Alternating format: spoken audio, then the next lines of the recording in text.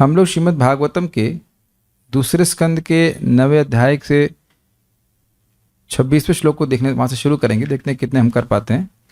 25वें आपने देखा था, ब्रह्मो उवाच भगवन् सर्वभूतानां अध्यक्षो वस्थितो गुहां वेद ही प्रतिरुद्धेन प्रज्ञानेन चिकीर्षितम्। भगवान ने इससे पहले ब्रह्मा जी को कहा था कि आप वरदान मांगिए, यद्यपि मुझको देखना ही परम वरदान है, फिर भी आप वरदान मांगिए। वरम वरे भद्रम ते वरेशाम माम अभिवांछितम। जो भी आपके अभिवांछित हो, बहुत अच्छे से आपकी इच्छा हो मांगने की, वह मांग लीजिए। तो ब्रह्मा जी यहाँ पे कह रहे हैं, भगवान सर्वभूतानंद, हे भगवान आप सभी जीवों के गुहाम अध्यक्ष अवस्थिता, उनके हृदय में अध्यक्ष यानी नियंत्रा के, यानी कि सर्व इंद्रिय वृत्ति नियंता के रूप में अवस्थित हैं, स्थित हैं। तो जान रहे कि कौन व्यक्ति क्या कर रहा है। वेद ही अप्रतिरुद्धेना, बिना किसी प्रतिरोध के, प्रज्ञानेना, अपने प्रकृष्ट ज्ञान के द्वारा, सही ज्ञान के द्वारा, वेद ही चिकीर्षितम, आप उनकी चिकित्सा को जानते हो कि वह क्या करना चाहते हैं। तो अब इसका क्या मतलब है, यद्यपि आप, क्योंकि आप सभी जीवों के हृदय में हैं, तो मेरे हृदय में भी हैं, और सबकी इच्छा को जानते, तो मेरी इच्छा को भी जानते कि मैंने किस इच्छा से आपकी तपस्या करी। तो वास्तविक रूप से मेरे द्वारा आपको वरदान के लिए कुछ कहना ये जरूरत है ही नहीं, फिर भी आपने क्योंकि कहा है, इसलिए मैं आपकी आज्ञा के अनुसार कार्य करूंगा। वह अगले श्लोक में है। अब एक बात विचारनी है, कल मैं सोच रहा था इसके ऊपर, अगर कोई भक्त वरदान मांगे ही नहीं तो यह कैसे मालूम चलता है कि चलेगा अन्य भक्तों को कि भगवान सारे वरदान पूरे देते हैं।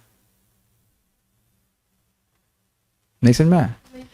मान लीजिए कि हाँ, चार वरदान आपने मांगे, अब भगवान ने सारी इच्छा पूर्ण कर दी, जब भगवान ने उनकी मन्नत पूरी करी तो हमारी मन्नत पूरी करेंगे, और वो चुप ही रहे और पूरी कर दे तो लोग पता नहीं क्या मांगा हो सकता, 5 में से 10, 10 में से 5 दिया, कोई 2 नहीं दिया। यह भी आवश्यक है कि हम देखें श्रीमद् भागवतम से कि जिस भक्त ने जो जो इच्छा मांगी, क्योंकि हम तो सबके हृदय में नहीं बैठे हुए हैं, अब ब्रह्मा जी क्या सोच रहे हैं हम क्या जाने। चलिए 1 मिनट, जिन्होंने भागवतम भी नहीं पढ़ी, बताओ ब्रह्मा जी क्या बोलेंगे, आप बताइए, माइक आपके पास है, बताइए ब्रह्मा जी क्या बोलेंगे। ब्रह्मा जी किस वरदान की प्रार्थना करेंगे? अरे हमें तो वरदान समझ में आ जाए बहुत बड़ी बात है, सोचने की तो बात छोड़िए। तो हम तो अब बिल्कुल नहीं जान रहे हैं ना, और आप लोगों की क्या इच्छा है, मेरी क्या इच्छा है, हम तो एक दूसरे की इच्छा को जान ही नहीं रहे हैं। तो जब व्यक्ति बोलेगा तो उसको समझ में आए कि उनके हृदय में, गुफा में, उनके हृदय में क्या इच्छा है जिसे भगवान ने पूर्ण किया। तो अन्य भक्तों को भी इस प्रकार से बड़ा संबल मिलता, प्रोत्साहन मिलता कि भगवान सबकी इच्छा, ब्रह्मा जी की इच्छा, ब्रह्मा जी की सारी इच्छा को पूर्ण कर रहे हैं, तो हमारी भी इच्छा को पूर्ण करेंगे ही अगर हम उनकी तपस्या करते हैं, भक्ति करते हैं। तो अब हम लोग अगले श्लोक को देख रहे हैं जो ब्रह्मा जी बोलेंगे, मेरे पीछे बोलिए। तथापि, समझ गए? यद्यपि आप सभी की इच्छाओं को, सभी जीवों की सभी इच्छाओं को जानते हैं, और इसलिए आप मेरी इच्छा भी जानते हैं कि मैं क्या करना चाहता हूं। तथापि, लिंक समझ में आ गया? फिर भी, तथापि नाथ मानस्य नाथ नाथय नाथितम, तथापि नाथ मानस्य नाथ नाथय नाथितम, परावरे यथा रूपे जानीयाम ते त्वरूपिणः, परावरे यथा रूपे जानीयाम ते त्वरूपिणः, तथापि नाथ मानस्य नाथ नाथय नाथितम्, तथापि नाथ मानस्य नाथ नाथय नाथितम्, परावरे यथा रूपे जानीयाम ते त्वरूपिणः, परावरे यथा रूपे जानीयाम ते त्वरूपिणः, तथापि नाथ मानस्य नाथ नाथय नाथितम्, तथापि नाथ मानस्य नाथ नाथय नाथितम्, परावरे यथा रूपे जानीयाम ते त्वरूपिणः, परावरे यथा रूपे जानीयाम ते त्वरूपिणः। आप लोगों ने कभी इस प्रकार से प्रार्थना करी है? नाथ नाथय नाथितम्, भगवान बच्चा पास नहीं हो रहा है, जरा पास करा दीजिए, हम पास नहीं हो रहे हैं। इतने काव्यात्मक रूप से प्रार्थना कर रहे हैं। फिर से गाया जाएगा, कितना सुंदर श्रीमद् भागवतम, सुनने में ही, अर्थ नहीं समझ रहे हैं ना, लेकिन सुनने में कितना अच्छा लग रहा है। तथापि नाथ मानस्य नाथ नाथय नाथितम्, तथापि नाथ मानस्य नाथ नाथय नाथितम्, परावरे यथा रूपे जानीयाम ते त्वरूपिणः। परावरे यथा रूपे जानीयाम ते त्वरूपिणः। अब श्लोक तो आपको एकदम स्पष्ट समझ में आ जाएगा। तथापि फिर भी नाथ मानस्य, नाथ मानस्य मतलब याचमानस्य, मुझ याचक का, जो याचना कर रहा है, या तप्यमानस्य, श्री तो स्वामी कह रहे हैं कि मैं जो तप्यमान हूं, जो मैं यहाँ पे जो तपस्या कर रहा हूं उसका, नाथ मतलब हे नाथ, नाथय प्रार्थना को, नाथितम, नाथ नहीं क्षमा कीजिए, नाथया मतलब पूरा कीजिए। एक मिनट, गलत तो नहीं बता, नाथितम मतलब प्रार्थना को, और नाथया मतलब पूरा कीजिए, ये अर्थ है। समझ में आया पहली लाइन? तथापि फिर भी हे नाथ, तथापि नाथ मानस्य, मुझ नाथ मान के, मैं जो याचना कर रहा हूँ, याचमान जो मैं याचना कर रहा हूँ उसकी, हे नाथ स्वामी, नाथितम नाथय, मेरी प्रार्थना को नाथया यानी कि पूरा कीजिए। ये अभी प्रार्थना अभी वर मांगे नहीं है, खाली कह रहे हैं कि मेरे वर को पूरा कीजिए। तो क्या वरदान आप चाहते थे? कह रहे हैं परा अवरे यथा रूपे। पर का मतलब होता है सूक्ष्म, और अवर का मतलब निकृष्ट अर्थात स्थूल, उसमें जिस रूप में आप विद्यमान हैं, जानियाम ते तू अरूपिणा, आप अरूपी हैं, निराकार हैं, अर्थात आपका कोई प्राकृत आकार नहीं है, लेकिन जिस रूप में आप इस जगत में स्थूल या सूक्ष्म रूप में विद्यमान हैं। स्थूल रूप जैसे अब आप भी देख रहे हैं, ये सब जो हमारे शरीर है स्थूल है, फिर हमारा सूक्ष्म शरीर होता है मन बुद्धि अहंकार का। तो इसी तरह से जगत में स्थूल वस्तुएं हैं और सूक्ष्म वस्तुएं, उसमें उस रूप में आप किस रूप से कैसे विद्यमान है। और दूसरा अर्थ है पर मतलब अप्राकृत दिव्य, और अवर का मतलब प्राकृत। तो यद्यपि आपका अप्राकृत चिन्मय रूप है, तो आप किस प्रकार से प्राकृत और अप्राकृत रूप में, स्पिरिचुअल और भौतिक रूप में, मटेरियल रूप में विद्यमान है, यह आप हमको बताइए। पहला प्रश्न समझ में आ गया सब लोगों को? ओहो, प्रश्न ही नहीं समझ में आ रहा है, आ गया होगा। ये प्रश्न है, आगे उसका उत्तर दिया जाएगा।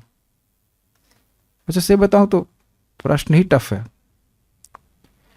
तथापि हे भगवान, मेरी आपसे प्रार्थना है कि मेरी इच्छा पूरी करें। तथापि का लिंक आप समझ गए। यद्यपि आप सबकी इच्छाओं को जानते हो, फिर भी मैं आपसे बोल रहा हूं कि आप मेरी इच्छा पूरी करें। कृपया मुझे बताएं कि दिव्य रूप के होते हुए भी आप संसारी रूप किस प्रकार धारण करते हैं, यद्यपि आपका ऐसा कोई रूप नहीं होता है। तथापि यानी फिर भी, हे नाथ, हे भगवान, नाथ मानस्य याचक की, नाथितम इस याचना को, नाथय कृपया प्रदान करें। अरूपिणी ते, यद्यपि आप निराकार हैं। निराकार का अर्थ बार बार समझ लीजिए, जो भक्त नए भी हैं, जब बोला जाता है कि निराकार हैं, तो इसका अर्थ यह है कि भगवान का कोई भौतिक रूप नहीं है। कुछ नए भक्त भी हो सकते तो शायद न जानते हो इस बात को। तो जब भी शास्त्रों में कहा जा रहा है कि भगवान निराकार हैं, तो उसका अर्थ यह है कि वह भगवान का कोई भौतिक रूप नहीं, वो दिव्य स्वरूप वाले हैं। पर अवरेतु, किंतु फिर भी सूक्ष्म एवं स्थूल या प्राकृत एवं प्राकृत रूपे, यानी दोनों रूपों को आप यथा जिस प्रकार धारण करते हैं, जानियाम उसको मैं जान सकूं। धारण करते हैं मतलब जिस प्रकार प्रकट करते हैं, ठीक है। किधर ही नाथ मानस अर्थात याचमान की अथवा तप्यमान की। नारद ब्रह्मा जी तपस्या कर रहे थे, तो उस अर्थ में कहा जा रहा है कि कुछ अपनी प्रार्थना को सफल बनाने के लिए वो तपस्या कर रहे थे। तो कह रहे हैं कि नाथमान मतलब याचमान, अथवा जो तपस्या कर रहे थे अपनी इच्छाओं को, अपने वर को प्राप्त करने के लिए। हे नाथ, एक हम सुविधा आप लोग को दे सकते हैं, अगर किसी को वाकई कोई प्रश्न करना है तो हैंड रेस कर सकते हैं, but your video has to be on, then I can make you co-host and you can ask me a question only in that situation, not otherwise. ठीक है। नातितम अर्थात याचित, अपनी प्रार्थित वस्तु को बतलाते हुए ब्रह्मा जी ने कहा कि आप ऐसी कृपा करें कि मैं आपकी सूक्ष्म तथा स्थूल दोनों रूपों को जान सकूं, यद्यपि आप रूपहीन हैं। अब एक बड़ी गंभीर बात है, आप लोगों को स्थूल रूप दिख रहा है ना?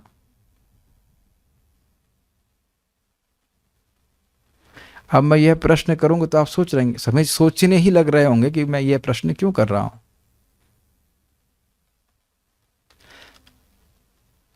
हमको ये जगत दिख रहा है, हम ऐसा सोचते हैं कि हमें दिख रहा है, लेकिन वास्तविक जिस रूप में है वैसा नहीं दिख रहा। हमें कैसे दिख रहा है? अपनी भोग की सामग्री के रूप में दिख रहा है।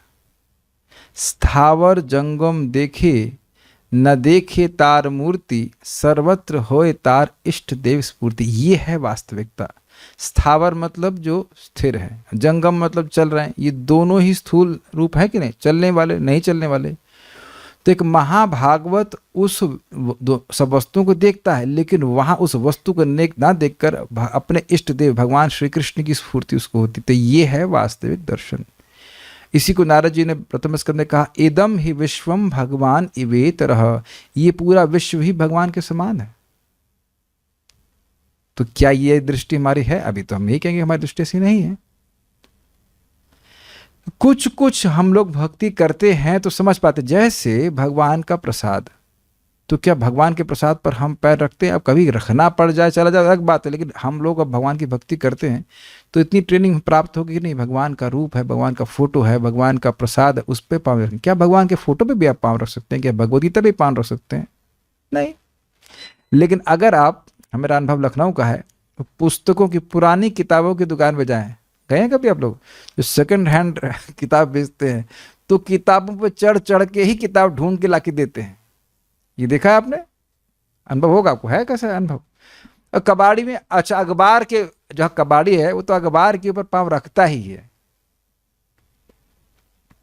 तो अब आप देख रहे हैं कि भगवद गीता भी तो किताब ही है, लेकिन उसके प्रति हमारे सम्मान की भावना है कि नहीं, ये भगवान से अभिन्न है। हम लोग को ट्रेनिंग दी जा रही है। एक समय ऐसा है कि जब हर वस्तु को भगवान के संबंध में देख पाएंगे। आप मेरी बात समझ रहे हैं? कोई स्थूल वस्तु है या सूक्ष्म वस्तु है, ये भगवान का रूप है, ऐसे मैं देख सकूं। ये समझ में आ रहा है इस बात को? वस्तुएं तो दिख ही रही हैं, लेकिन वस्तुएं वास्तविक रूप में भगवान की शक्ति के रूप में हमको नहीं दिख रही है। ये श्लोक बड़ा सुंदर है। क्या सभी भक्त इस सामर्थ्य से युक्त हैं कि यहां पे उससे क्या लाभ हुआ आपको? क्लास को डिस्टर्ब करने में समर्थ हो गए है? तो ब्रह्मा जी यहां पे एक याचक के रूप में है। याचक को एक पर्यायवाची क्या होगा जी? बिल्कुल सही उत्तर, भिक्षुक। और अद्भुत बात है, आज सुबह ही परम पूज्य राधानाथ महाराज का प्रवचन में अकस्मात चला दिया, और यही बात महाराज कह रहे थे। It's amazing, amazing. महाराज कह रहे थे कि देखिए, इस जगत में व्यक्ति कोई स्कॉलर हो सकता है, पैसे वाला हो सकता है, बुद्धिमान हो सकता है, इत्यादि इत्यादि इत्यादि, लेकिन इन गुणों के संग या इन गुणों पे अभिमान करके वो भगवान के सामने आएगा तो भगवान की कृपा को वह आकर्षित नहीं कर सकता है। क्या ब्रह्मा जी से अधिक कोई वैभव वाला है? जो ब्रह्मलोक के श्रेष्ठ देवता हैं, सर्वश्रेष्ठ देवता हैं, अन्यों के द्वारा उपासित हैं, 4 कुमारों के द्वारा उपासित हैं, वो भगवान के सामने हाथ जोड़कर खड़े हैं कि हमारी याचना को पूरा कर दीजिए नाथ। नाथ बोल रहे हैं। क्या स्टेटमेंट है ना, कितना अमेजिंग। पता है, जो शुद्ध भक्त है वो रियलाइजेशन से बोलते हैं, रियलाइजेशन से बोलते हैं, इसलिए उनकी बातें आपको शास्त्र में दिख जाएंगी। एक भक्त से अनुरोध है कि कृपया लगातार फोन पे नहीं बात कीजिए, बुरी खबर आपको क्लास के बाद भी सुनाई पड़ेगी। ये क्लास आपको करोड़ों जन्मों के बाद सुनने को मिल रही है। Wow, what a statement. नहीं, पुण्यर बिना तो श्रवण इच्छा न उत्पद्यते इति अर्थ।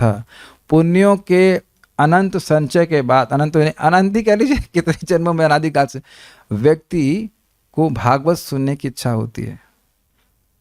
और देखिए, पूरी एकाग्रता से सुनेंगे तब नहीं समझ में आएगा, और पूरी अन एकाग्रता से समझेंगे, सुनेंगे तो कितना समझ में आएगा वो आप और समझ लीजिए। तो थोड़ा विवेक दे रहा हूं, डांट नहीं रहा हूं।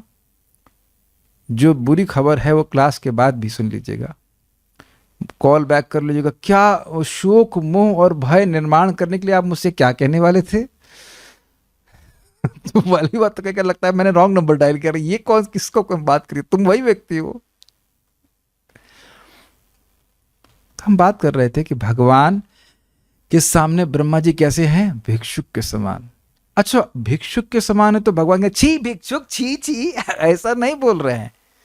भगवान के सामने अगर हम नम्रता से सामने आते हैं तो भगवान की कृपा पूरी आती है, पूरी आती है। निष्काम कृपा भिक्षुक, ये है वास्तविक भक्त की मनोवृत्ति, जिसके द्वारा हम भक्ति में प्रगति कर सकते हैं। निष्काम कृपा भिक्षुक, श्रील भक्ति सिद्धांत सर ठाकुर जी का स्टेटमेंट है। याद हो रहा है ना शब्द? निष्काम कृपा भिक्षुक। कितना देखो, दो ही शब्द कहेंगे ना, कितना सुंदर शब्द है ना। भगवान के निष्काम सेवा करना चाहता है और कृपा चाहता है। जानते हैं कि हम नहीं समझ सकते। अब आप ये देखिए कि ब्रह्मा जी जिनका शरीर आपको पता है कि नहीं, बुद्धि से ही बना है, कितना तपस्या किए हैं, उनके बराबर कोई तपस्या नहीं कर पाया। तो तपस्या की दृष्टि से, बुद्धि की दृष्टि से, सामर्थ्य की दृष्टि से, हर तरह से वो सर्वश्रेष्ठ हैं और वो भगवान से प्रार्थना कर रहे हैं। तो आप समझ ही सकते हैं, हम सभी भक्तों को प्रार्थना के भाव में ही भगवान के सामने जाना, चाहे भगवान के नाम के सामने हो या भगवान के सामने है, प्रार्थना करना चाहिए कि हमें आपके चरणों में प्रेम की प्राप्ति कराई। We have nothing except your mercy, आपकी कृपा के अलावा कुछ भी नहीं है। बल्कि भक्त मान लो गिर जाए भक्ति से फिर वापस आ जाए, फिर भी वह यह नहीं सोचता है कि वो गिरेगा नहीं, वो ये सोचता है कि भगवान चाहेंगे तो मैं भक्ति में बना रहूंगा। वैसे भी देख रहा है भगवान ने चाहा तभी तो भक्ति में वापस आए, कह रहे भगवान चाहेंगे तभी बना रहूंगा। ये क्या देखा, माया ने मुझे गिरा दिया लेकिन फिर वापस आ गया। अब अहंकार उसका नहीं रहता। कितना सुंदर भावना ब्रह्मा जी की देख रहे हैं, निष्काम कृपा भिक्षुक के रूप में। सारा दर्शनी थोड़ा अलग अर्थ ले रहे हैं, मुझे इस प्रकार समर्थ करें। क्या स्टेटमेंट है? ब्रह्मा जी के सामर्थ्य में कुछ कमी है, पोलियो हो गया उन्हें, क्या कठिनाई है? ये उनको याद नहीं आ रहा कि कल क्या सोच रहे थे। फिर भी भगवान पे पूरी तरह से आश्रित है, कह रहे मुझे इस प्रकार समर्थ करें कि मैं अरूपिणा अर्थात अप्राकृत रूप वाले आपके। भगवान का कोई प्राकृत रूप नहीं होता। प्राकृत अप्राकृत मतलब होता है या जो गुणों से बना शरीर होता है, रजोगुण तमोगुण सतोगुण, उसको प्राकृत रूप कहते हैं, भौतिक रूप कहते हैं। अप्राकृत मतलब दिव्य चिन्मय स्वरूप। तो उसके वैसे आप हैं और आपके पर अर्थात अप्राकृत एवं अवर अर्थात प्राकृत रूप को समझ सकूं। पर का मतलब होता है श्रेष्ठ और अवर का मतलब है निकृष्ट। तो इसलिए यहाँ पे अर्थ लिया गया है अप्राकृत और प्राकृत। भगवान जब यहाँ पे आते हैं तो किस प्रकार अपने आप अप्राकृत रूप को प्रकट करते हैं, जैसा कि भगवान ने किया है। भगवान ने जो ब्रह्मा जी के सामने रूप प्रकट किया वो कैसा रूप है? अप्राकृत रूप। तो उसको समझ सकूं कि उसके गुण क्या हैं और इस जगत में जो भगवान की भौतिक शक्तियों के द्वारा अभिव्यक्ति है उसको भी वह समझ सकें।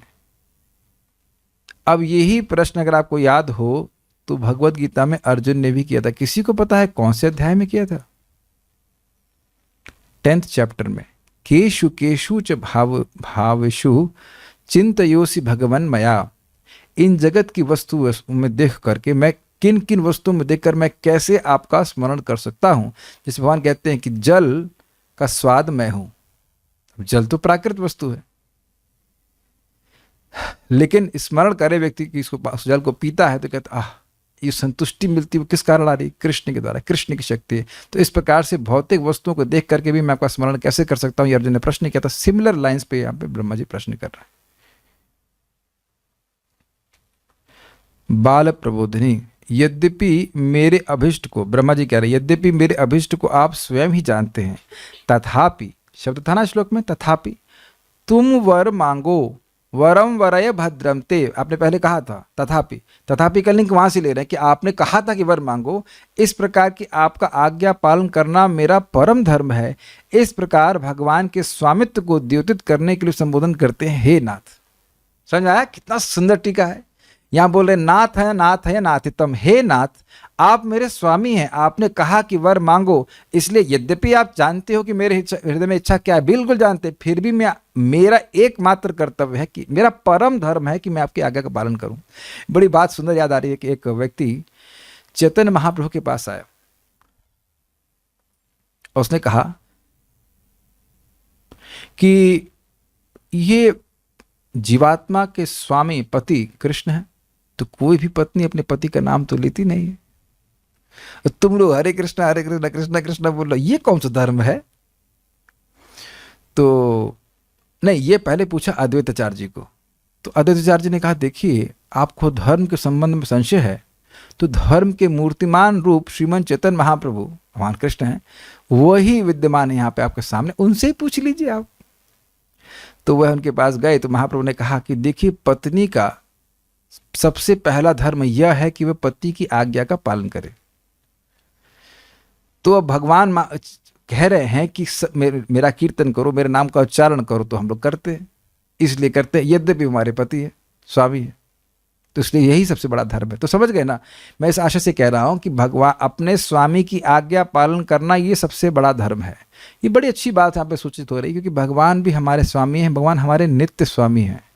इस जीवन में ही हमारे कितने स्वामी चेंज हो गए। एक भक्त हैं तो उनको जॉब से अभी निवृत्त किया जा रहा है, रिटायर नहीं किया जा रहा है, मतलब जॉब फायर किया जा रहा है, नॉट रिटायर, फायर किया। तो हम तो कहा बड़ी दुख की बात है, कहते नहीं वो कंपनी ही डूबने वाली है। हमने कहा ओह अच्छा तो ठीक है, तो कंपनी ही डूबने वाली है, अगर कंपनी पानी में डूबने वाली है तो अगर वो आपको अग्नि में भेज देते तो अच्छा ये सूखे रहेंगे ना। If they fire you when they are going in waters that is better. क्या भगवान भी ऐसे स्वामी हैं? कितनी सुंदर बात है ना। भगवान जन्म जन्मांतर के स्वामी हैं, और जब हम जन्म जन्मांतर के चक्कर से बाहर निकल जाएंगे तब भी हमारे स्वामी हैं। इसलिए ये बात हमें स्वीकार करनी होगी, कोई डायलॉग बाजी नहीं, ये वास्तविकता है कि कृष्ण को केंद्र में रख के ही अपना जीवन हमने जीना है। कृष्ण हमारे स्वामी हैं, कृष्ण को क्या प्रसन्न करता है यह कार्य हमने करना है। This then will be happy. Simple सी बात है। आप भगवान को भोग क्यों लगाते हैं? भगवान ने कहा है। अब हम निकृष्ट हैं, उत्कृष्ट है, कुछ भी हो, कोई शब्द लगा दीजिए, लेकिन भगवान ने कहा है। अच्छा जब करते हो तुम्हारा नाम अपराध होता है तो क्या करते हो? भगवान ने कहा है। वो अपराध होता हो चाहे कुछ होता, भगवान की सेवा है, भगवान की सेवा हम करेंगे, ये हमारा स्वरूप है। भगवान की सेवा ना करना अपराध है, ये बात समझ में आता है? भगवान ही सारे अपराधों को दूर करेंगे, भगवान हमको समर्थ बनाएंगे, धीरे धीरे के सब कुछ होगा, लेकिन भगवान की सेवा करना हमारा परम धर्म है। ये बात हमको बहुत अच्छी लगी थी यहां से, तो इसलिए कह रहे हे नाथ। कभी कभी लोग बोल देते हैं प्रभु जी I am your humble servant, अच्छा, और सेवा नहीं करना चाहता है कोई व्यक्ति। महाराज बहुत अच्छा बोल रहे थे परम पूज्य Radhanath Maharaj, it does not, how to say, it does not simply a matter of saying that you are a humble servant of the servant, it means that you really care. क्या आप ये डाइजेस्ट कर पा रहे हैं? हम किसी के वाकई नम्र सेवक हैं ये बोलने से नहीं चलेगा, वास्तविक रूप से क्या हम उसकी सुख विधान के बारे में सोच रहे हैं, ये विचारने बात है ना। अगर आप वाकई किसी को स्वामी मानते हो तो हम चाहेंगे कि उसको किससे सुख मिलेगा वह कार्य करें। बहुत गंभीर बातें हैं सब, लेकिन आप विचार कीजिएगा। तो यहाँ ब्रह्मा जी कह रहे हैं, जान रहे हैं, हे नाथ मैं समझ रहा हूं कि मैं वर मांगूंगा तो आपको अच्छा लगेगा, यद्यपि आप जानते हैं, इसलिए मैं पूछ रहा हूं। मुझे याचक की याचना को प्रदान करें। परम अर्थात सूक्ष्म एवं अवरम अर्थात स्थूल, बाकी सब चीजें सेम है। ये बड़ा अच्छा शब्द है, अरूपिणः अर्थात कर्माधीन स्वरूप रहित। इसका क्या मतलब है? जी हाँ, जो कर्म के अधीन रूप है। ये कौन से रूप हैं जो अभी आपको दिख रहे हैं? दिख रहे हैं आपको? यहाँ सबके इंजन अलग अलग डिजाइन के हैं। Let me just see all the कर्माधीन रूप्स। तो यहाँ जो कपड़ा पहन रखा है, जो आपको खाना अच्छा लगता है, जैसी नाक है, कोई 5 फुट 6 का है, कोई 5 फुट 1 का है, कुछ कोई 6 फुट का होगा, कोई मोटा होगा, कोई पतला होगा, इत्यादि इत्यादि। एक व्यक्ति थोड़ा मोटे हो गए तो बोले, दूसरे बोलता ये पतले हो जाएंगे। हमने कहा जैसे ये मोटे हुए हैं कर्म के अनुसार, वैसे कर्मानुसार पतले भी हो जाएंगे। मैं ही अपना पुराना वीडियो देख रहा था, मैं बीच में चेक कर रहा था, देखा पूरा गाल फूले हुए थे। इसका मतलब ये नहीं था कि मैं हेल्दी था, खाली मोटा था। आजकल मोटे को लोग हेल्दी बोलते हैं, लेकिन ये कर्माधीन है। कुछ वह अलग कर्म किए थे, अलग तरह से खाए थे तो फूल गए, अभी तो अलग प्रकार के कर्म किए तो पिचक गए। पिचक गए मतलब थोड़ा सा गाल ऐसे ठीक हो गया है कि नहीं। इसी जीवन में आप देख रहे हैं कर्म के अनुसार व्यक्ति अलग अलग होता है। सही में हमारे एक फूफा जी का लड़का, उसकी स्मृति हमारी से टिंगड़ी पहलवान की तरह, एकदम पतला दुबला। हम तो देखे नहीं है, बता रहे थे कि पूरा 6 फुट का पहलवान हो गया। तो मेरे लिए ये इमेजिन करना ही कठिन है, क्योंकि मैं देखा था 2002 में, तो कि अब वो पूरा 20 साल हो गया, पूरा पहलवान हो गया, ये हम सोच भी नहीं सकते। ऐसे मेरा मित्र था 2003 में, बिल्कुल टिंगड़ी था, पतला दुबला, और बाद में पूरा पहलवान हो गया है। तो ये कर्मों के अनुसार हम देख रहे हैं इसी जीवन में कितना परिवर्तन आ जा रहा है। कभी आप देखिए जो लोग शराब आदि पीते हैं, वो एकदम जैसे कितना ढल जाता है उनकी शरीर, बहुत ढलता समझते हैं, एकदम गिर जाता है बॉडी। और बाकी यहाँ जो कर्म कर रहे हैं उसके हिसाब से अलग अलग शरीर आगे प्राप्त हो, किसी को देवता को प्राप्त होगा, किसी को मनुष्य को मिलेगा, किसी को जो कुछ भी है। तो इस जगत में हर व्यक्ति कर्माधीन स्वरूप से युक्त है, लेकिन भगवान जब आते हैं तो अपने कर्मों के अनुसार नहीं आते। जैसे हर दिन सूरज वही रूप दिखाता है जो कल आज दिखाया था। नहीं प्रभु जी, सुबह तो लाल दिखता है और दोपहर में पीला दिखता है, वो पीला ही रहता है, ये तेजस्वी ही रहता है। ठीक है, स्पष्ट समझ आ गया।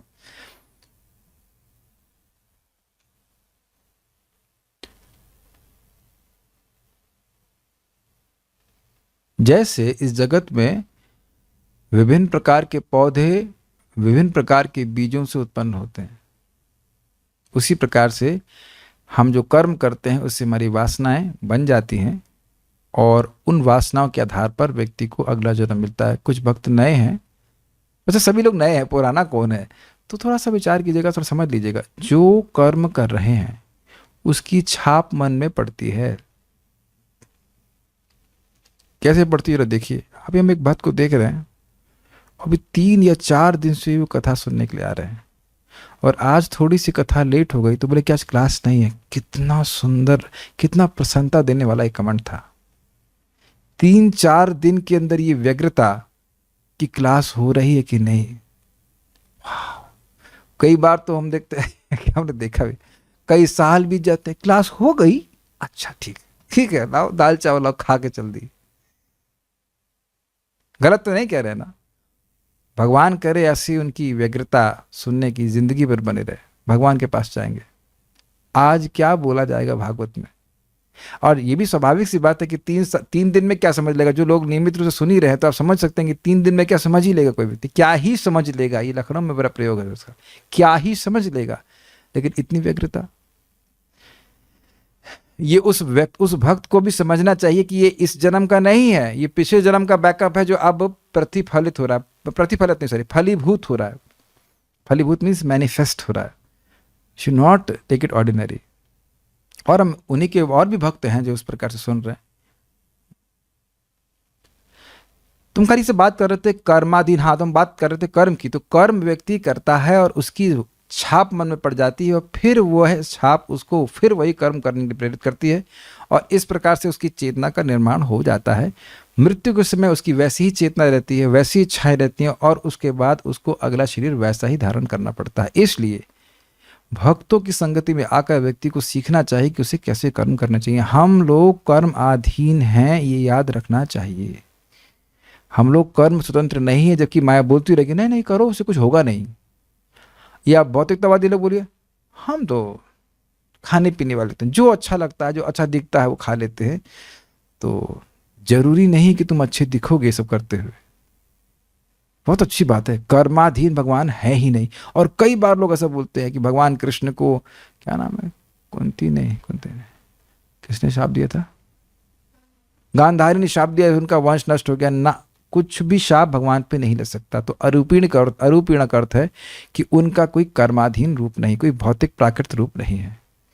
आपके स्थूल सूक्ष्म रूप को जैसे आप जानते हैं उस प्रकार की तद विषय बुद्धि आप मुझको दें। अब ये 28वें श्लोक से ये लास्ट पॉइंट आ रहा है, मई देही तद विषया, उस जैसे आप समझ पाते हो वैसे आप मुझको दें। अब यहाँ पे इस बात को यहाँ पे समझने का थोड़ा प्रयास करें। भगवान भगवद गीता में 4थे अध्याय के 34वें श्लोक को देखें, जरा खोल लीजिएगा, उसमें नेक्स्ट वाले श्लोक में हेल्प चाहिए।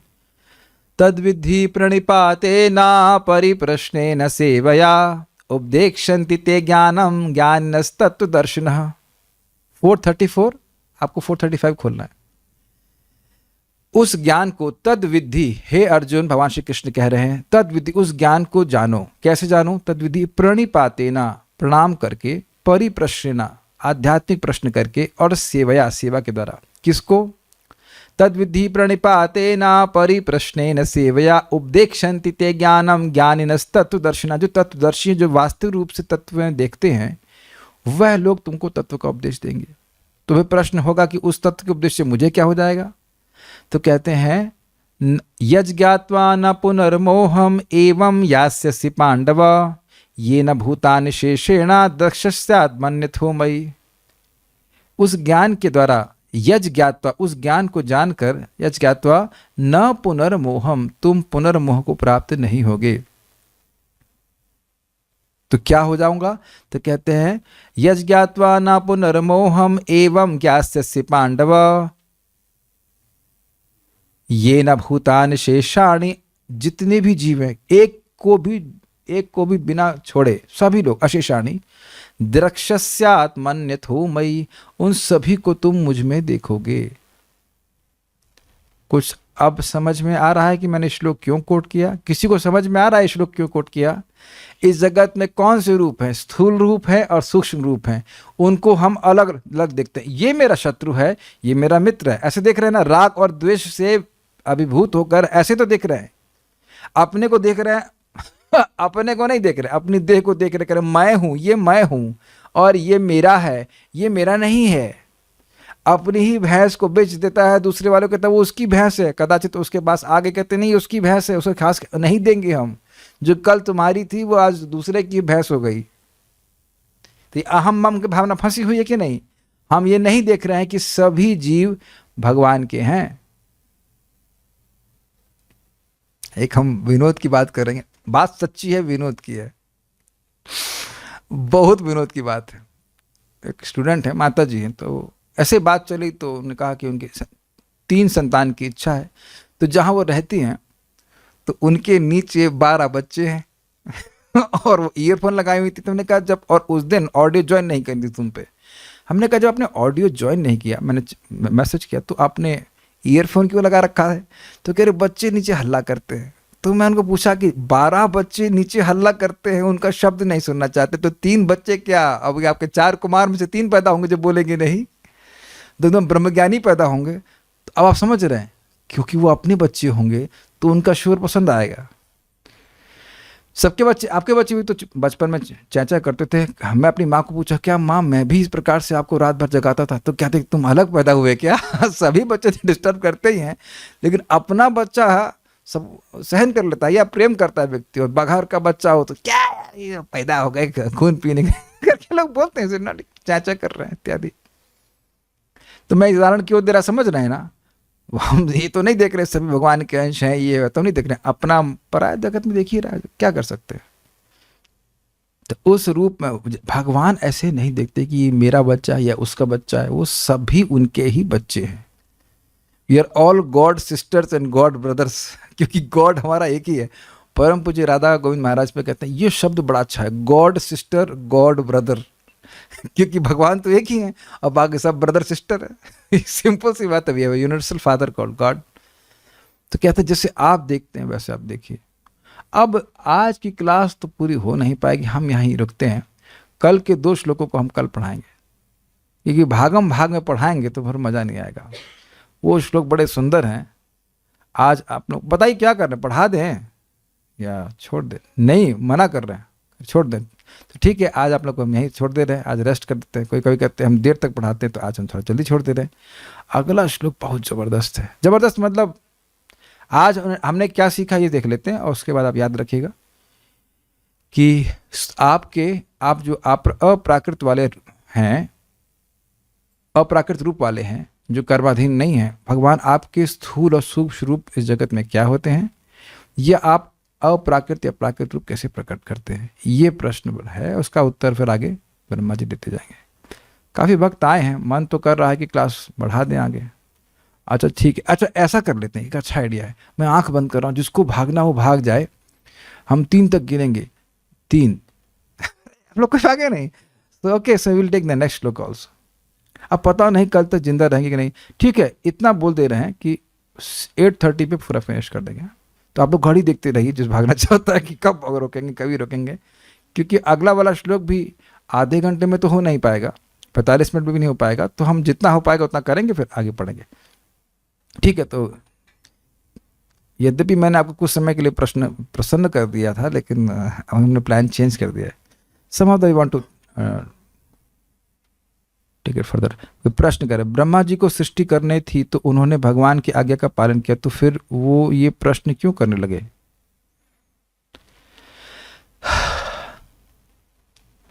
हमको नहीं पता हमको नहीं पता कि क्यों कर रहे हैं। हम भी आपके संग पढ़ ही रहे हैं कि अभी तो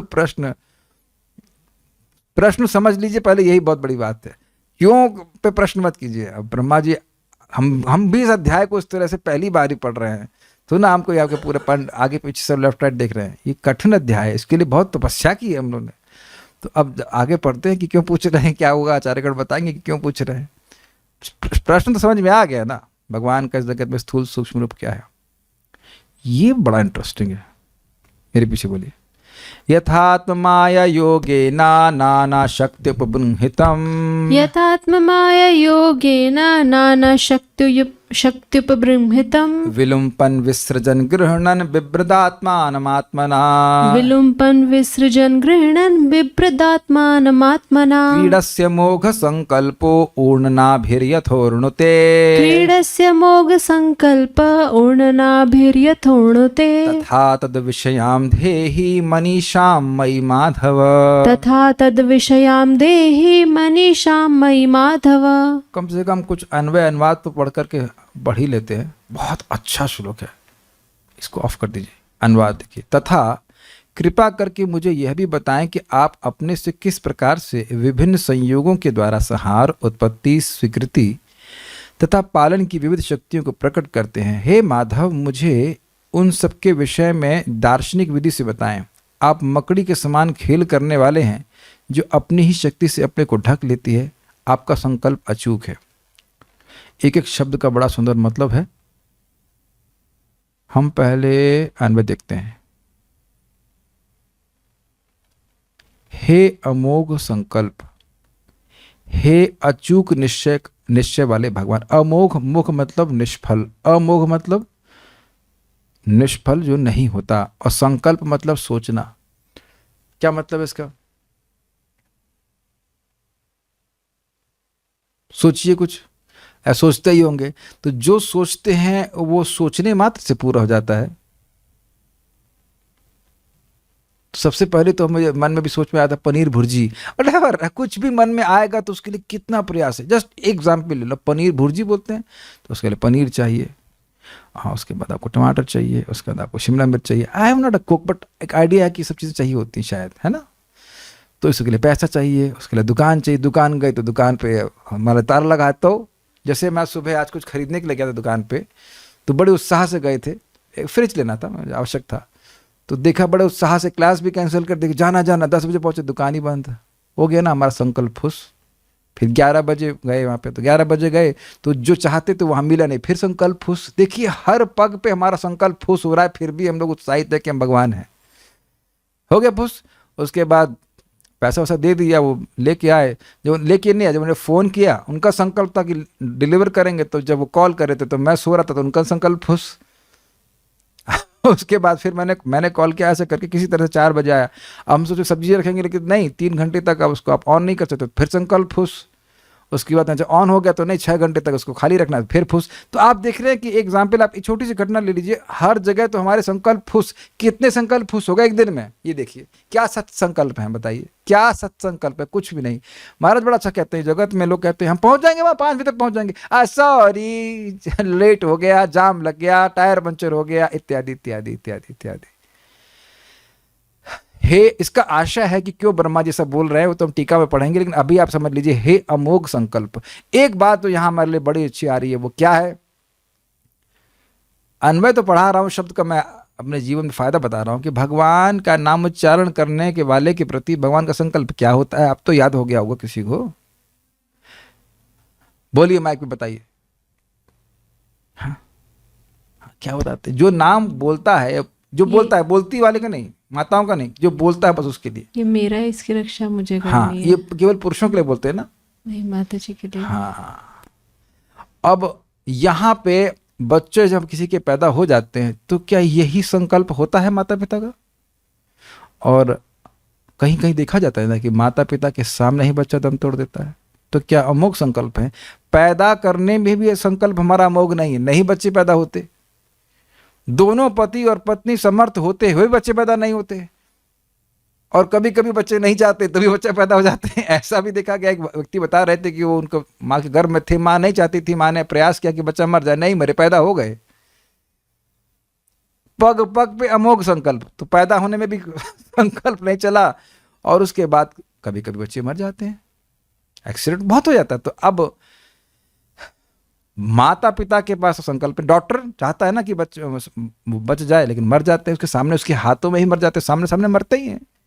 लेकिन भगवान जिसके बारे में सोच लिए कि इसको बचाना है, तो भगवान अमोघ संकल्प वाले। तो बस इतना बुद्धि हमारे पास हो कि जो भगवान संकल्प मात्र से पूरी जगत की सृष्टि कर लेते हैं बिना किसी की सहायता के, वो आपकी सहायता, वो आपकी रक्षा करने के संकल्प से युक्त हो जाते हैं। अगर हम नाम बोलते हैं, उनको प्रणाम करते हैं, बहुत अच्छी अच्छी बातें भागवत में आती है। ये सब भगवान का स्वभाव, भगवान की शक्ति आपको भागवत से ही सुनने को मिलती है। बिल्कुल भी ना मन करे मान लो जप करने का, तो भी करना चाहिए, क्योंकि भगवान को अच्छा लगता है और भगवान का संकल्प बना रहता है, कि बना ही रहता है हमेशा वो, तो कि ये व्यक्ति मेरा है। कितना बड़ा प्रेरणा मिल रही है। अमोघ संकल्प वाले भगवान आगे बढ़ते हैं। हे माधव, हे लक्ष्मीपति, इसका भी आशा है, लेकिन आगे हम पढ़ेंगे। ऊर्ण नाभि, ऊन सुना होगा, ऊन का मतलब धागा, तो ऊर्ण नाभि मतलब जिसकी नाभि से ऊन निकलता है, अर्थात धागा निकलता है। तो वो कौन है? मकड़ी। मकड़ी यथा ऊर्णते तंतु का निर्माण करती है, अपने ही शरीर से जिस प्रकार से वह धागे का निर्माण करती है और स्वयं को ढक लेती है, प्रकट नहीं होने देती है, तथा उस प्रकार, तथा यथा मकड़ी, तथा उस प्रकार आत्माया संयोजन, अपनी माया के संयोग से, अपनी माया को स्वीकार करके,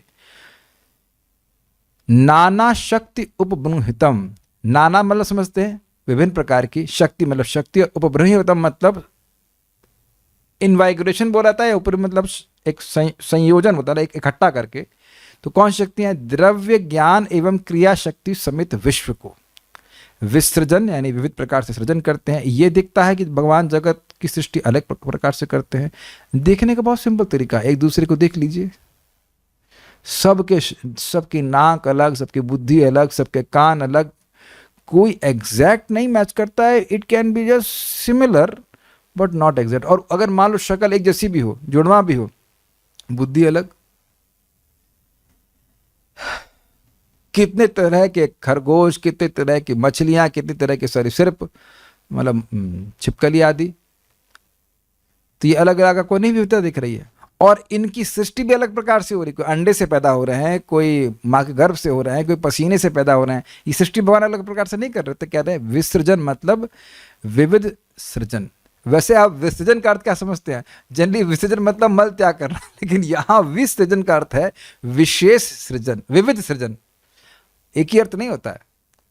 विव्रत पालन तथा विलुम्पन, संहार करने। लुम्पन मतलब लुप्त हो गया, गायब हो गया, तो नष्ट हो गया, तो कहते हैं विशेष प्रकार से संहार करते हैं। ये वि शब्द का अर्थ आपको तीनों इसमें एक ही प्रकार से लेना है। विविध प्रकार से सृजन करते हैं, विविध प्रकार से पालन करते हैं।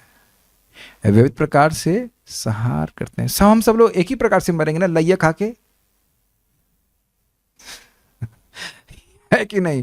कोई किसी का हार्ट अटैक पड़ेगा, किसी का कुछ पड़ेगा, किसी का ब्रेन हेमरेज होगा, किसी का क्या होगा, कहेंगे आप क्या क्या बोल रहे हो। लेकिन हाँ, किसी को सांप डसेगा, कोई ऊपर से गिरेगा, कुछ किसी गले में खाना फंस गया, सांस रुक गई, we don't know, is it not?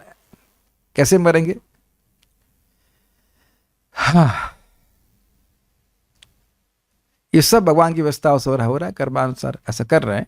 और अन्य अन्य लोग भी अलग प्रकार से नष्ट हो रहे हैं, अलग अलग समय में नष्ट हो रहे हैं।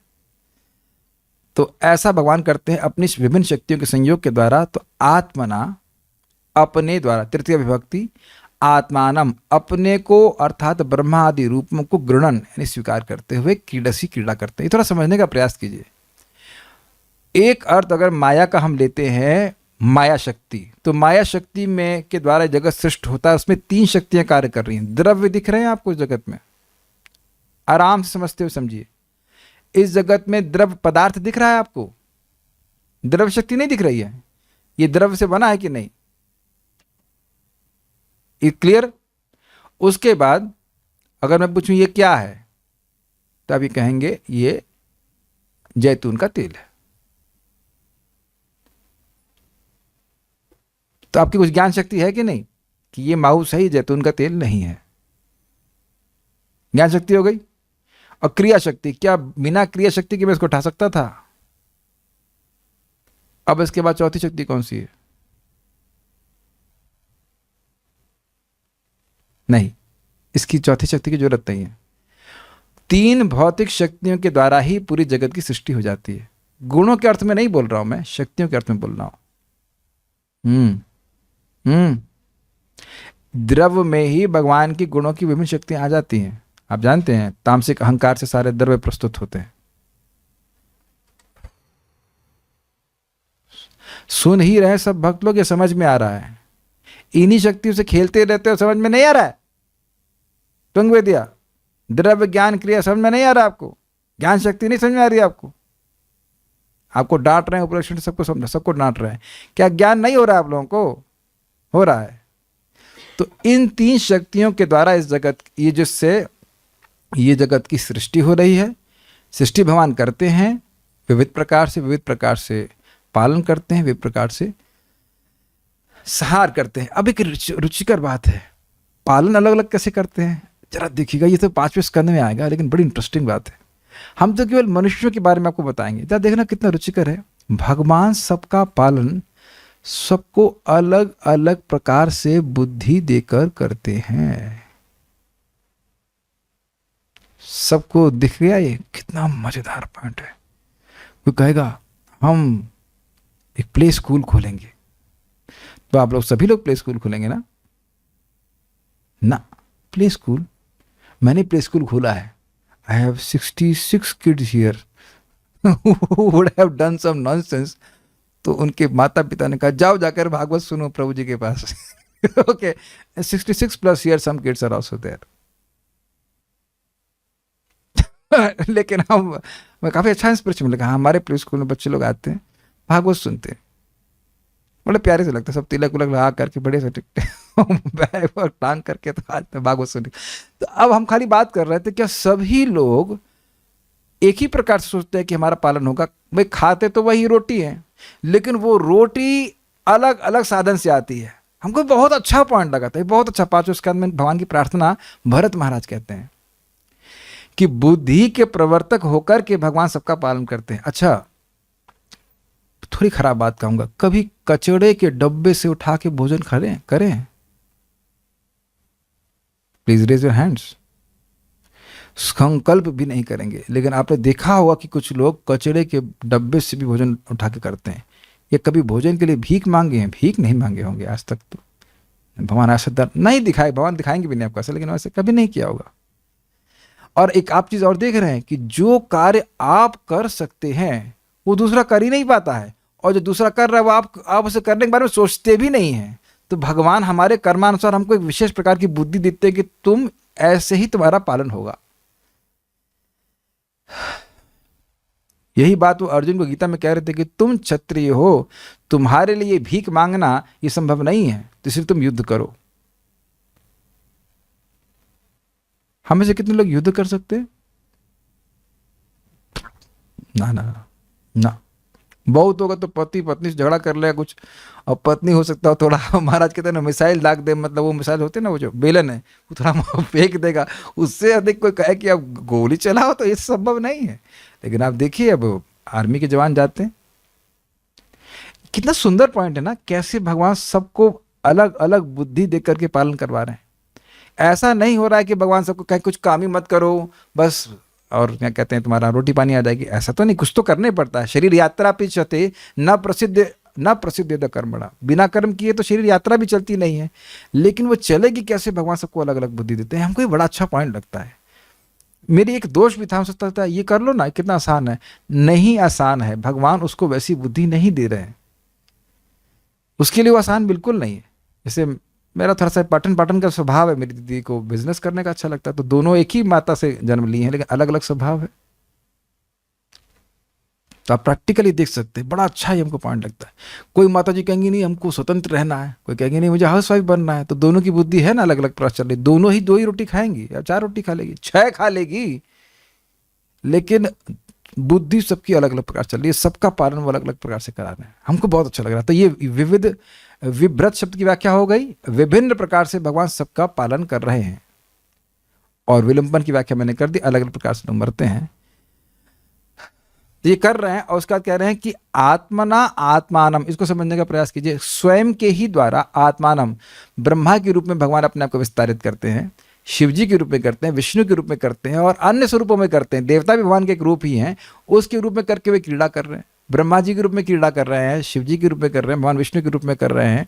तो कैसे कर रहे हैं? तत्विषयाम, इस विषय में, उन सब के विषय में, मनीषा मई देही, ये तो बिल्कुल स्पष्ट है। मनीषा मतलब बुद्धि, मुझे प्रदान करें। इसका क्या मतलब? जैसे आप देख पा रहे हैं इसको, वैसा मैं देख पाऊं। और ये भगवान ने स्वीकार किया कि ब्रह्मा जी की बुद्धि मेरे ही समान है सृष्टि आदि के संबंध में। क्यों समान है? क्यों समान है? क्योंकि मांगा और भगवान ने दी। भगवान यह भी नहीं कहते हैं मेरे पर और बुद्धि मांग रहे हो, शर्म नहीं आती? I am supreme personality of God head, जानते नहीं तुमको, मेरे बराबर बुद्धि मांगते हो। भगवान दानी, अच्छा मांग रहे हो, दे दूंगा। क्योंकि पहले ही बोल चुके हैं, माम अभिवांछितम, जो तुम सबसे अधिक चाहते हो तुम मांगो, मैं देने में तैयार हूं। वो जानते हैं इस बुद्धि का उपयोग भगवान की सेवा के लिए ही करेंगे। आप कह रहे हो बुद्धि विसर्ग के लिए, तो उसी विषय में तो बोल रहे हैं, तद विषयाम। आप कह रहे हो कि सृष्टि करने के लिए संबंध में दी थी, लेकिन यही बात हम यहाँ पे देख रहे हैं डिटेल में कि केवल सृष्टि करने के संबंध में ही नहीं देखी थी, भगवान कैसे इन क्रियाओं को कर रहे हो भी देखें। अब आप एक चीज देखने वाली बात है, विचार कीजिए, अगर ये वाकई दिख जाए तो पहली चीज होगी हम अहंकार से मुक्त हो जाएंगे। हम यह देख पाएंगे कि भगवान करता है, नहीं तो सबसे पहले हम देखते हैं कि हम करता है। कुछ भी करते हैं तो हम सोचते हैं हम कर रहे हैं। अगर ये देखने लग जाए कि भगवान किस प्रकार से विभिन्न रूप में विद्यमान है, भगवान करने वाला है, तो व्यक्ति अहंकार से मुक्त हो जाएगा। तो सृष्टि कर रहे हैं, आगे प्रार्थना उनकी आएगी, सृष्टि कर रहा हूं लेकिन मैं अहंकार से अभिभूत नहीं हूं। तो ये सारे प्रश्न संबंधित दिख रहे हैं उस बात से। सृष्टि करें लेकिन यह भी देखें कि भगवान कैसे सृष्टि कर रहे हैं, भगवान कैसे पालन कर रहे हैं। क्या आपके माता पिता ने, स्पेशली बच्चे लोग, अगर उनके माता पिता भक्त नहीं है तो ये नहीं बोला अरे हम तुमको जन्म दिए, हम तुमको पालन किए और पालन कर रहे हैं और तुम हरे कृष्णा कर रहे हो। यह अज्ञान है कि नहीं? उनसे पूछो, माँ से पूछो कि जब हम गर्भ में थे तो ये बताइए कि कैसे हमारा पोषण हो रहा था, कितना खून प्रतिदिन आप हमारे शरीर में भेज रही थी। ये तो माँ को नहीं पता रहता है, कौन व्यवस्था कर रहा है। आप सोचिए ना, माँ के ही गर्भ में बच्चे का जन्म हो जाता है, उसके बाद वो उसका शरीर बनने लगता है, तो माँ को तो पता ही नहीं रहता ना। और कैसे अंदर से कनेक्शन बन जाता है, ये जादू नहीं लगता आपको? अम्बिलिकल कॉर्ड कैसे कनेक्ट हो गई, उसी से भोजन मिलना शुरू हो गया, कैसे क्या हो रहा है? इतने दुनिया में जादू हो रहा है कि उस जादू को देख नहीं पा रहा है व्यक्ति। वहां तो कर रहे हैं। कोई और कर पाया जादू? नहीं। क्या टेस्ट ट्यूब बेबी को भी अम्बिलिकल कॉर्ड लग जाती है? लग जाती है, लगा लेते हैं वो लोग। माँ नहीं, माँ से कनेक्ट कर देते हैं। टेस्ट ट्यूब बेबी के अंदर भी नहीं, टेस्ट ट्यूब में भी अम्बिलिकल कॉर्ड होती है कि वहीं से कुछ फीड करना शुरू कर दे। और जहां तक मैं समझ रहा हूँ, इतनी बड़ी तो बेबी ऐसा हो कि पूरा 9 महीने का बेबी टेस्ट ट्यूब में बन जाए, ऐसा तो नहीं हो सकता ना। डिटेल तो आप जानते होंगे, हमको नहीं पता, लेकिन ऐसा हुआ है क्या? ऐसा हुआ है जब वो किए थे, क्या नाम है, व्यासदेव जी किए थे। यहाँ तो कोई नहीं कर पा रहा, तो कैसे भगवान आप ऐसा कर रहे हैं ये बताइए। अभी तो सृष्टि कैसे करें ये पूछे ही नहीं है, सृष्टि कैसे करें ये पूछे ही नहीं है, आप कैसे सृष्टि कर रहे हो ये पूछ रहे हैं। वैसे ये भी इंटरेस्टिंग है, आप कैसे कर रहे हो तो सीख ही जाएंगे कैसे करनी है, लेकिन ये मैं अपना विचार प्रस्तुत कर रहा हूं, आगे हम देखेंगे। ऐसा इस प्रश्न से प्रतीत हो रहा है कि सृष्टि आप कैसे कर रहे हैं जरा बताइए, क्योंकि नारद जी भी पूछे थे ब्रह्मा जी को कि ऊर्ण नाभि इव क्लमा, आप पूरे जगत की सृष्टि ऐसे करते हो जैसे बिना किसी सहायता के, और यहां भी ऐसे बोल रहे हैं बिना किसी सहायता के, जैसे मकड़ी बिना किसी सहायता के जाला बुन देती है, किसी से कुछ मांगती नहीं, वैसे सृष्टि कर देती है और फिर खींच भी लेती है, उसी प्रकार से भगवान कर रहे हैं। और यही गुण ब्रह्मा जी में नारद जी ने भी देखे थे।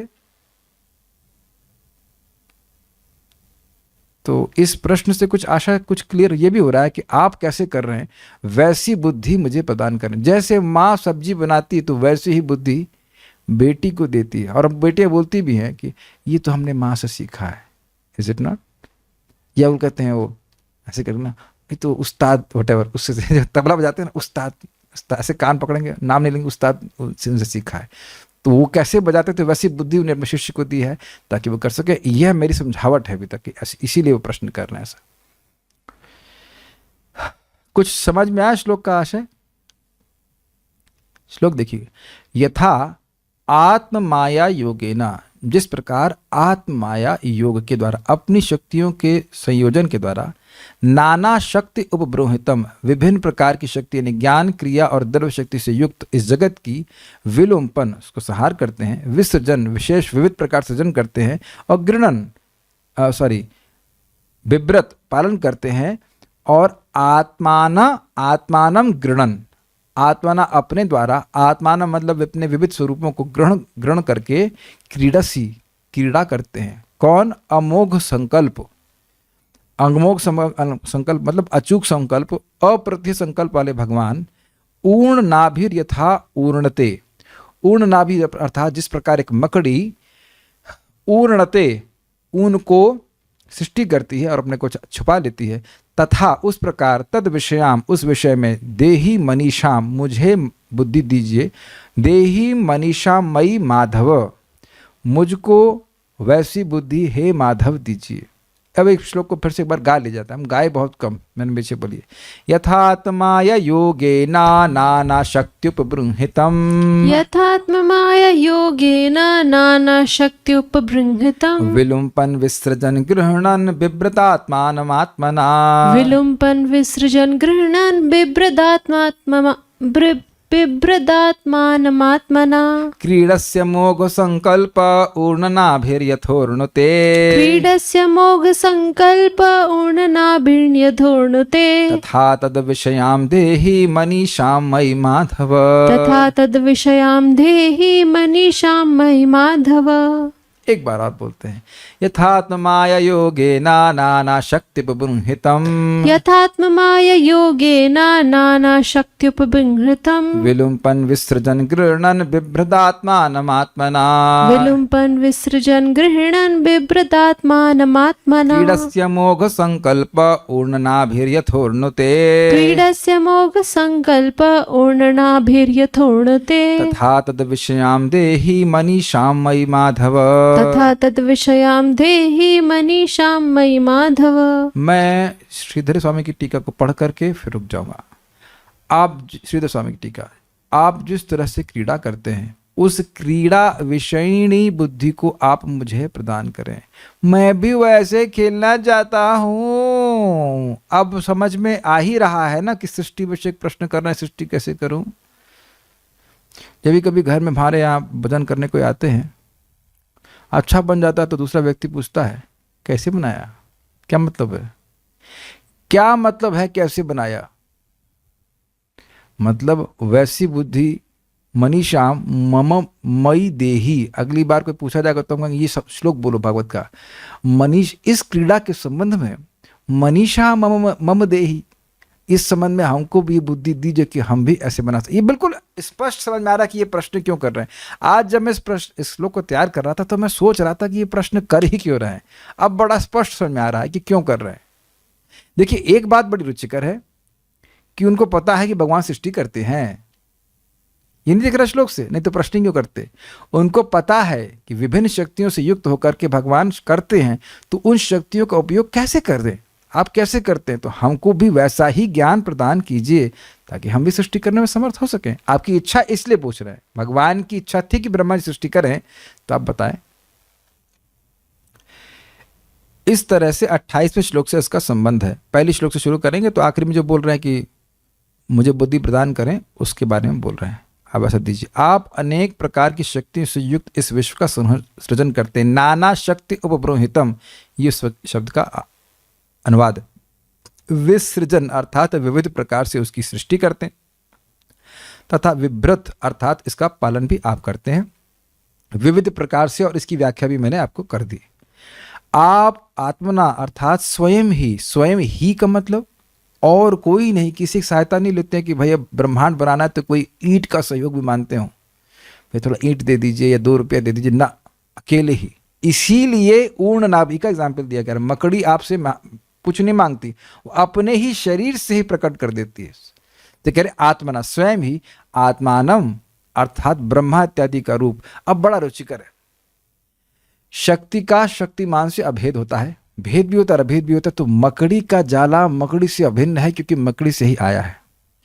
तो ये ब्रह्मा आदि जितने भी रूप हैं जगत में, वो सब आए कहाँ से, भगवान से आए। इसीलिए कह रहे हैं कि आत्मना यानी स्वयं के द्वारा, आत्मानम स्वयं को ही रचकर, ग्रहण मतलब धारण करके क्रीड़ा करते हैं। ये थोड़ा टफ पॉइंट है।